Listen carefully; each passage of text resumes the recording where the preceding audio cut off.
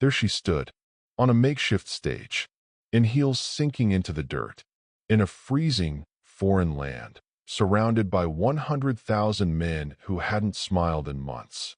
And yet, when she walked out, they roared like they had just been rescued. It was Korea, 1954. The Korean War had ended only months before, at least on paper. But for the soldiers still stationed there, the wounds were fresh, the cold was endless, and home felt like a forgotten word. Then came Marilyn Monroe, wrapped in a sparkling purple dress, hair perfectly curled despite the biting wind. That iconic smile, the one they'd only seen on magazine covers, now standing just feet in front of them, laughing, singing, winking, making them feel, if only for a moment, like they hadn't been abandoned by the world. The photograph captures it perfectly. Thousands of soldiers packed shoulder to shoulder, uniforms stiff with dirt, eyes wide, mouths open, and there she is, the only woman for miles, lighting up the cold, gray sky with her voice. But what the photo doesn't show is that Marilyn Monroe almost didn't make it to Korea. She almost didn't go on that stage. She almost didn't smile. Because behind that smile was a woman unraveling. Marilyn had just returned from her honeymoon with Joe DiMaggio, America's baseball king. Their romance was a media fantasy, but behind closed doors, it was already breaking. Joe didn't want her to go to Korea. He didn't want her to perform for thousands of men. He didn't want the world to keep seeing her as a symbol, especially not a sexual one. But Marilyn wasn't just a wife. She was Marilyn, and Marilyn Monroe belonged to everyone. The troops, the press, the studio, the myth. So she went. She flew 10,000 miles in a military transport plane. No entourage, no limo, just a suitcase, a dress, and a voice horse from rehearsals. When she landed in Seoul, it was 10 degrees below freezing. The soldiers were living in tents. Snow covered the camps. There was no stage, no sound check, no plan. And yet, when she stepped out, in heels, in the cold, into the roar of 100,000 lonely men, Marilyn became something else entirely. Not just a star, not just a sex symbol. She became hope. She sang "Diamonds Are a Girl's Best Friend." She sang "Bye Bye Baby." She laughed through the cold. She joked about her shaking legs. She waved at every single man she could see. And they worshipped her, not just because she was beautiful, but because she reminded them what beauty even was. Some hadn't seen a woman in a year. Some didn't know why they were still there. Some had lost friends, limbs, faith. But in that moment, Marilyn Monroe made them feel human again. The cheering didn't stop for hours. Even after she left the stage, the soldiers kept chanting her name. Marilyn, Marilyn, like they were trying to hold on to the only warmth they had felt in months. But Marilyn was already gone. Backstage was just a tent. No mirrors, no lights, no champagne or adoring handlers. Just a metal folding chair and a wool blanket. She sat there, teeth chattering, trying to keep her smile from collapsing. Not because of the cold, but because of the weight. A moment ago, she had been worshipped. Now, she was alone. Alone with a sore throat. Alone with the echo of 100,000 cheers that somehow made her feel smaller, not larger. No one knew it then. But Marilyn Monroe was suffering from something deeper than jet lag. She was already unraveling inside. A cocktail of anxiety, insomnia, insecurity. The kind that fame doesn't fix. The kind that applause can't reach. They say Marilyn had everything. Beauty, fame, wealth. But what she wanted more than anything was to feel safe, to feel seen, to feel loved for who she really was, not for what she projected. In Korea, she gave everything. She smiled so hard her cheeks hurt. She posed with soldiers until her knees buckled. She stood for hours in thin dresses, while frost clung to her eyelashes. And when she got back to her quarters, she cried. No cameras, no crew, just Marilyn, alone with the ache of pretending to be invincible. She performed 10 shows in 4 days, traveling by helicopter and truck, racing against the weather, racing against exhaustion. Each stop was another sea of helmets, another storm of applause. And every time, she stepped out with that same smile. The one they all recognized, but none of them truly understood. One soldier later wrote in his journal, "I felt like I was looking at an angel, but you could tell she was broken inside. We were freezing and she was shaking, but she didn't stop smiling." That was Marilyn. Even in pain, she gave joy. Even when drowning, she made others feel afloat. But no one ever asked her if she was okay. Not the officers, not the handlers, not the press who followed her every move. She was an image, a fantasy, a symbol wrapped in satin. And symbols don't cry. There's a photo, not the famous one on stage, but one taken quietly as she stepped off a military jeep after her final show. Her face is half lit. Her eyes look forward, but her expression looks inward. She's not smiling. She looks tired. Not physically, emotionally. It's a moment no one talks about. Because it didn't fit the story. It wasn't sexy. It wasn't glamorous. It was human. And Marilyn Monroe, for all her myth, was just that, a human being trapped inside a role too big to escape. Back in California, reporters would ask her what it was like. She smiled and said, "It was the best thing I ever did for morale." But behind closed doors, she told a friend, "It was the only time I felt truly appreciated, and the only time I felt completely alone." That contradiction followed her for the rest of her life. To be seen by millions, but known by no one. When Marilyn Monroe returned from Korea, she was met with more cameras, more headlines, more noise. Marilyn lifts troops' spirits in Korea. America's sweetheart dances in the snow. Sex symbol turns soldier's savior.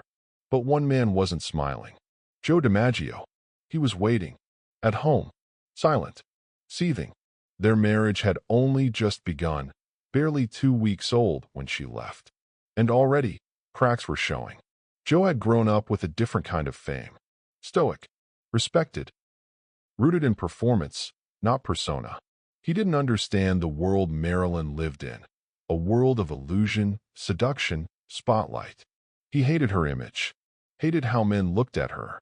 Hated that while he wanted a wife, the world wanted an icon. When he saw photos of her in Korea, smiling in skin-tight dresses, surrounded by adoring soldiers, something broke in him. He accused her of being indecent, of embarrassing him, of making a mockery of their marriage. She tried to explain, tried to tell him what it meant to those men, how she had never felt more respected, more needed, more human. But Joe didn't want to hear it. He didn't want Marilyn the patriot. He wanted Marilyn the obedient. That night, they fought. Screamed, cried, and Marilyn realized something devastating. She had given her warmth to men who were cold and returned to a home that was colder. For the next few weeks, she disappeared from public life. No premieres, no interviews, no glamour. Behind closed doors, she wrestled with a growing storm. She couldn't sleep. She couldn't eat. She began seeing a psychiatrist, something almost unheard of for celebrities at the time. She started writing in her journal again. Her words raw, broken, desperate. "I feel like I am not real.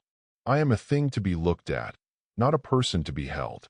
Maybe in Korea I was real for once. Maybe I need to go back to war to feel peace." The irony was cruel. The war had made her feel alive. Love had made her feel lost. A few months later, she received hundreds of letters from soldiers. Some were thank you notes. Some were poems. Some were confessions from broken men who said they were planning to end their lives until they saw her on that stage. One wrote, "I was planning to shoot myself that night. Then you came out. You made me laugh. You reminded me of music, of my sister, of Christmas. And I decided to wait another day." She cried when she read that letter. She cried harder than she had in weeks, because it made her feel like she had mattered, not just as a body, not just as a face, but as a human being who saved another. That's something the movies never gave her. That's something the cameras could never capture. Joe didn't understand. He saw her tears as weakness. He saw her need for love as attention-seeking. And the marriage? It shattered. Just 9 months after their wedding, Marilyn Monroe and Joe DiMaggio divorced. She cited mental cruelty. He never forgave her for Korea. And yet, for the rest of his life, he sent roses to her grave every week. Love is strange like that, especially when it comes too late. After Korea, something shifted in Marilyn. She had touched something real, an audience that didn't want to control her, but simply feel her. Back in Hollywood, everything felt fake. The movie scripts were shallow. The directors treated her like a prop. The executives only wanted one thing: the dress, the smile, the wiggle. She began asking for better roles, deeper characters, real stories. They laughed. "You're too pretty to be taken seriously," one producer said. "You open your mouth, and men stop listening." So she stopped asking, and she started planning. In 1955, Marilyn did something no one expected. She walked away. She broke her contract with 20th Century Fox, one of the most powerful studios in the world. She packed a bag, left LA, and moved to New York City. There, she studied at the Actors Studio, with real artists, with struggling performers who didn't care about her curves, who didn't ask for autographs, who saw the pain behind the smile. She wore no makeup. She took the subway. She read poetry in cafes. For the first time in years, Marilyn Monroe was invisible, and she loved it. But invisibility doesn't last when you're a myth. Paparazzi followed her. The tabloids screamed, "Marilyn cracks. Sex goddess goes method. Diva runs away from fame." What they didn't understand, what they refused to understand, was that she wasn't running away from fame. She was running toward herself. She started her own production company, began producing her own films. She wanted control. She wanted to tell stories on her terms. And for a moment, she almost did. In 1956, she returned to Hollywood on her own terms. The studio, desperate for her return, agreed to her demands. More money, more creative input, and a role that would surprise everyone. The Prince and the Showgirl opposite Laurence Olivier. It was supposed to be her comeback, her transformation, her redemption, but even that turned into another prison. Olivier treated her like a child. Crew members mocked her method acting. The media followed her every move, every stumble, every yawn, every tear. She was trying to become a serious actress, but no one would let her forget the image they had already chosen. There's a tragic irony in Marilyn's life. Every time she got closer to being herself, the world clung tighter to the fantasy. They didn't want Norma Jean, the insecure, intelligent, poetic girl from Los Angeles. They wanted Marilyn Monroe, the blonde illusion. Even her victories came wrapped in loneliness. Her production company eventually shut down. Her serious roles dismissed. Her private life dissected and devoured. And yet, she kept trying, kept pushing, because something inside her refused to give up. Maybe it was the girl who sang in Korea, the girl who felt love from strangers and hoped it might one day come from within. By 1960, Marilyn Monroe was the most famous woman in the world. Not just a star, a phenomenon, a brand, a fantasy etched into the dreams of a generation. And yet, she had never felt more alone. Fame had given her diamonds, mansions, magazine covers. But it had also taken everything that mattered: her trust, her privacy, her peace. She had begun depending on pills to sleep, and other pills to wake up, and others still to just feel okay. Doctors were called at midnight. Housekeepers whispered about bottles hidden behind mirrors. Friends stopped coming around, not because they didn't care, but because they didn't know how to help. Her phone rang constantly. Offers, demands, invitations. But none of them were real. They weren't asking for Marilyn. They were asking for what she could give. And she was running out of things to give. She tried to love again. In 1956, she married playwright Arthur Miller, a brilliant man, a man who saw through the fame, through the skin-deep beauty, and found the fragile, brilliant woman beneath. Or so she thought. At first, things were different. He wrote her poetry, encouraged her acting, listened when no one else did. But eventually, even he began to fade. He grew frustrated with her mood swings, with the constant chaos, with the pressure of being married to a legend whose legend was eating her alive. He wrote in his journal, "I am embarrassed by her in front of my friends." She found those words. She never told him, but it broke something inside her, something that had already been cracked for years. They divorced in 1961. Another fairy tale dead. Another mirror shattered. That year, Marilyn checked into a psychiatric hospital. Not a luxury rehab. Not a spa retreat. A real hospital. With bars on the windows. With nurses who called her patient, not star. She begged to leave. Cried. Screamed. It wasn't until Joe DiMaggio, the same man who had once tried to control her, came to her rescue. He pulled strings, fought with doctors, got her out, and for a brief moment, he became her protector again. He took her to Florida, kept her away from the cameras, cooked for her, read her poetry, watched her sleep. He said, "I'll never let them hurt you again." But even he couldn't protect her from herself. Marilyn returned to Los Angeles in 1962 to shoot Something's Got to Give, a film that would become infamous not for what it was, but for what it revealed. She showed up late, missed shoots, forgot lines. The studio grew cold. The crew grew resentful. The whispers started again. She's a mess. She's unprofessional. She's over. They fired her. The woman who had lifted 100,000 soldiers with a single smile was now treated like a burden. But the truth was, Marilyn wasn't unreliable. She was exhausted. Exhausted from performing a life that had never really been hers. There's a photo of her taken weeks before she died. She's in bed, hair undone, wrapped in a blanket, looking straight into the lens. There's no pose, no pout, no seduction, just Marilyn. Tired, transparent, trapped. It's haunting, not because she looks weak, but because, for once, she doesn't hide it. August 4th, 1962.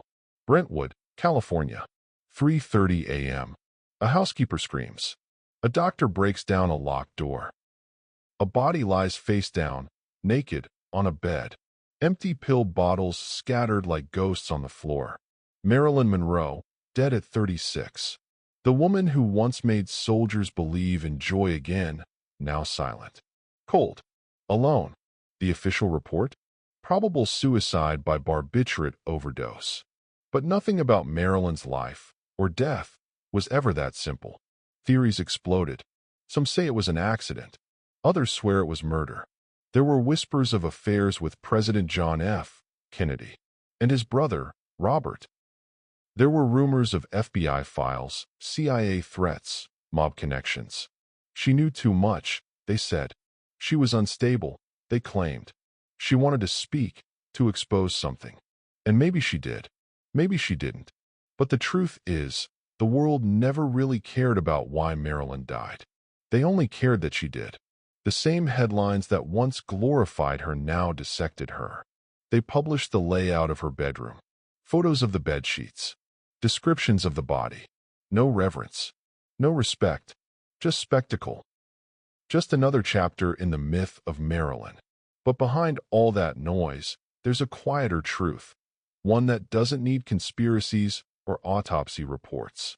She was tired, tired of smiling, tired of being a fantasy, tired of giving love that was never returned, tired of being Marilyn Monroe when all she ever wanted was to be Norma Jean again. Joe DiMaggio arranged her funeral. He didn't invite Hollywood. No cameras. No press.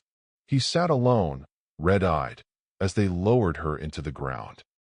And for the next 20 years, twice a week, he sent roses to her grave. He never spoke publicly about her again. One of his last wishes? I'll finally get to see Marilyn. But what happened to that girl on the stage in Korea? That girl who sang with frozen fingers and warm eyes? That girl who gave everything to strangers and expected nothing in return? She's still there, frozen in that photo, smiling through the wind, wrapped in silk and defiance. Beneath her, A sea of men who had no idea they were witnessing a woman burning at both ends. That performance in 1954 wasn't just a morale boost. It was a farewell, a confession, a moment of purity in a life designed for illusion. When she stood on that stage, heels sinking into the cold earth, voice trembling, heart already cracking, she wasn't playing a role. She wasn't pretending. She was real, for once. And maybe that's why the soldiers never forgot her. Because in the middle of a brutal, senseless war, Marilyn didn't offer politics.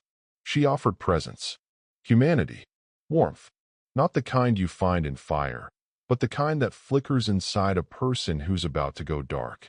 Today, Marilyn Monroe exists everywhere. In posters, in dorm rooms, on mugs, t-shirts, memes, perfume ads, murals in cities she never walked in, songs by artists she never met. She's not just remembered, she's consumed. The icon lives, but the woman? She's often forgotten. Because remembering her, the fragile, brilliant, complicated human behind the myth, requires something most people don't want to feel: responsibility. Responsibility for the way we built her up and the way we let her fall. Responsibility for the silence that surrounded her cries. Responsibility for applauding the performance and ignoring the person. There's a quote Marilyn once wrote in her notebook. It wasn't for a film. It wasn't rehearsed. Just ink on paper, from a woman who felt invisible. I am good, but not an angel. I do sin, but I am not the devil. I am just a small girl in a big world trying to find someone to love. That's all she ever was. Not a goddess, not a legend, not a fantasy, just a girl who wanted to be held more than desired, heard more than seen, understood more than idolized. And maybe that's why the photo in Korea matters so much. Because in that moment, she wasn't Marilyn Monroe, the sex symbol. She wasn't a scandal. She wasn't a myth. She was a human being, giving warmth to people who had none. Her voice cracked in the cold. Her dress blew in the wind. Her eyes searched the crowd for someone, anyone, who really saw her. And maybe for the first time, she felt seen. Not by Hollywood, not by a director, but by those soldiers, by thousands of weary faces who needed her. Not the illusion. That photo is more than nostalgia. It's a mirror. It asks us to see what we didn't see then. A woman trying to hold the world together while quietly falling apart. It reminds us that even those who shine the brightest can be drowning in the dark. And it forces us to confront a brutal truth. We love the version of her that never really existed. Marilyn Monroe died alone. But maybe, if we're brave enough to remember her for who she truly was, she doesn't have to be alone forever. Because every time someone looks at that photo and sees the person instead of the product, the girl instead of the symbol, we bring her back. Not in tabloids, not in blockbusters, but in truth. And what about us? What do we do with all of this? With her story, with the pain, with the beauty, with the silence she left behind? We listen. We listen to the invisible. We look at the people behind the performances. We question what fame really costs. We protect those who are collapsing behind the curtain. Because there will always be another Marilyn. Another soul dressed in sparkle while crumbling on the inside. And when we see them, maybe we won't turn away. So if you remember one thing from this story, let it be this. There was a moment, in the cold, in a war zone, surrounded by strangers, where a woman who didn't feel loved, who didn't feel whole, who didn't feel safe, stood up anyway, smiled anyway, sang anyway, for someone else's joy, for someone else's escape, for someone else's memory. That is not weakness. That is not vanity. That is not fame. That is love. So next time you see her face, on a shirt, on a movie, in a meme, remember the sound beneath the smile, the tremble in her laugh, the frost on her eyelashes, the way she stood in front of thousands of broken men, while being quietly broken herself. Because behind every icon is a human, and behind every legend is a cost. Maybe Marilyn didn't change the world. Maybe she didn't end a war. Maybe she didn't live long enough to tell her whole story. But for a few frozen nights in 1954, in a forgotten part of the world, on a forgotten stage, she did something no president, no general, no politician ever could. She made people feel again. And that's worth remembering. Always.